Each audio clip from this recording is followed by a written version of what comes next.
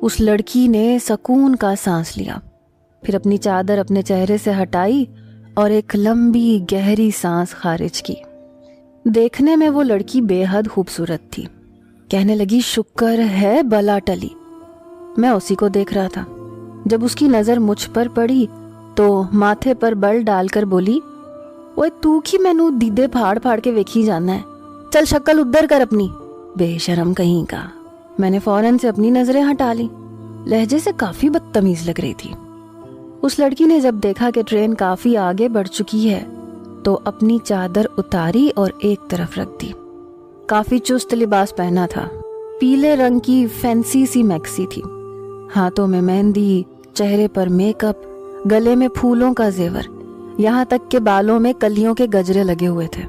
एक एक करके उसने सारी चीजें उतारी और अपने बड़े से पर्स में डाल दी। उसके बाद बैग में से टिश्यू पेपर निकाला और अपना मेकअप पोंछने लगी। फिर लोशन निकालकर अपने हाथ में काफी सारा लोशन लिया और मुंह पर थोप लिया। फिर टिश्यू से पूरा मेकअप उतार कर अपना चेहरा बिल्कुल साफ कर लिया।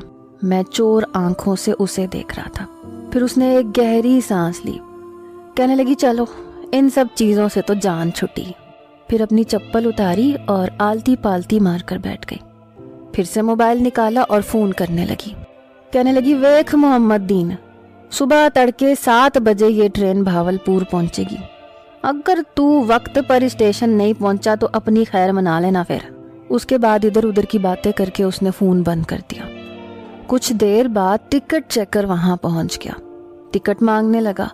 उस लड़की ने परस में से 5,000 का नोट निकाला और उस टिकट चेकर को पकड़ा दिया। कहने लगी, बहावलपुर की मेरी टिकट बना दो। उसने बैठकर अपनी टिकट बनवाई। काफी तेज तर्रार किस्म की लड़की थी वो। बहरहाल वो लड़की जिस मकसद के लिए घर से भागी थी वो उसका पूरा हो चुका था, और ऐसी तेज तर्रार लड़कियां ही घरों से भागती हैं। उस लड़की ने बैग एक साइड पर रखा और अपनी खिड़की खोलकर अपनी काली चादर अपने ऊपर ओढ़ी और मुंह लपेट के सो गई। रात काफी गहरी हो चुकी थी, इसलिए मैं भी अपनी सीट पर लेट गया। सुबह 7 बजे बहावलपुर आ चुका था। मुझे भी यहीं उतरना था।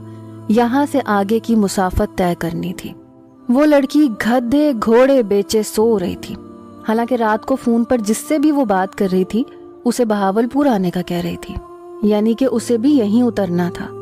पहले मैंने सोचा कि मुझे उस लड़की को जगा देना चाहिए।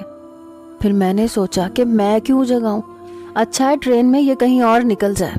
ऐसी लड़कियों की मदद करनी ही नहीं चाहिए। मैंने अपना बैग उठाया और ट्रेन से नीचे उतर गया। जब मैं स्टेशन से बाहर निकल रहा था तो एक 16 साला लड़का बड़ी अफरा तफरी से स्टेशन में दाखिल हो रहा था।